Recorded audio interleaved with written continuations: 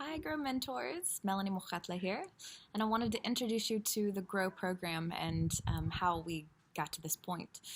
A little bit of my backstory is in 2008, I was a minister in a big church in Alabama, in Birmingham, Alabama, and did a site visit here in Capricorn Community down in Muizenberg, and had been to lots of different places all over the world. But when I came to South Africa, something was very different.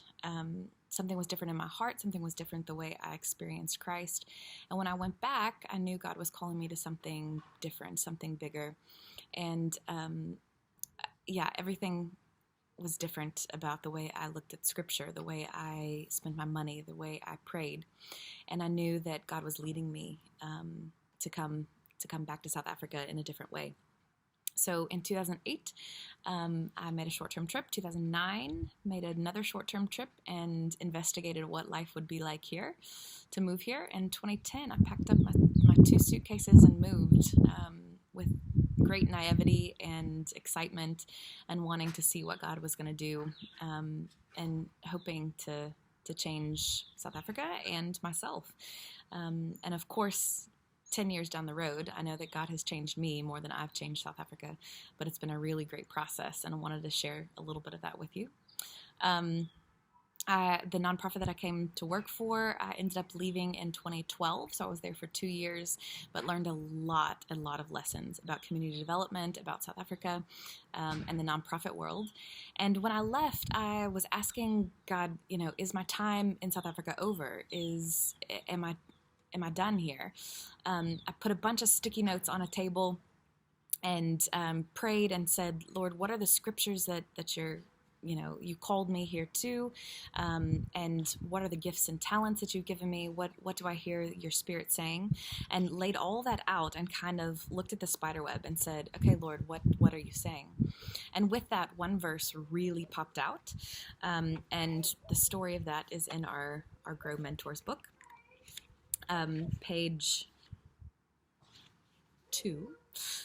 Page 1 tells a little bit of the story of what is Grow, but page 2 tells the story. And just wanted to point a little bit of that out to you. So once I'd gotten a great idea of what God was calling me to, I knew it was based on Luke 2:52.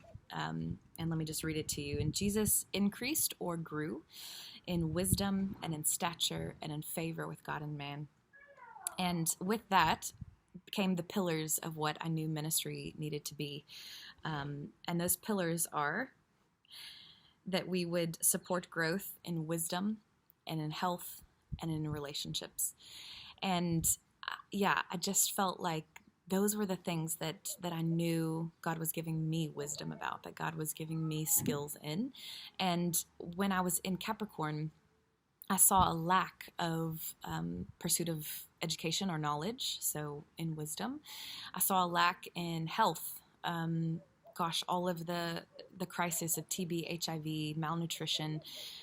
I just thought, health is a really big aspect of ministry here. And favor with God and man, of course, the spiritual relationship being the foundation. But I also saw skewed views of relationship with family, relationship with the Lord. And I really wanted that to be a pillar of what the ministry stood for. So that's a little bit of how we started. And my sister, Megan Daniels, was my roommate at the time, and she walked this journey. She was a youth minister alongside me at this church plant in Capricorn, and we just started testing this strategy and said, okay, if we found people one step ahead of someone, one step ahead that had motivation, that took themselves to a higher place, that found ways to motivate themselves to go farther in education, or to treat their bodies as a temple of God, or to put proper respect on their relationship with the Lord and work hard at relationships in their family or in their romantic relationships even. And so we wanted to test that and to guide that. And we started in the church. This started as a church strategy within youth ministry. But when we created the book, we knew this can go anywhere. This can go in schools, this can go in churches, it can go in secular organizations. And it's based on making goals and setting some goals and having some accountability along the way. So accountability was a big thing as well that we saw lacking in South Africa, especially in township life, is that to have somebody push you or ask you or follow up was a big deal. So that's what the strategy is based on. Megan and I have been working on the strategy and have refined it in 2019 and published this book in 2019. But we've been working since 2012. 2013 really put it in action. So for 7 years have been working on this strategy and have tested it. There have been a lot of ups and downs. There have been mentor fails, mentee fails, and a lot of grace along the way. And so we want to teach you what we've learned. That's a little bit about the backstory. But this strategy is spreading, and we want you to be equipped with it.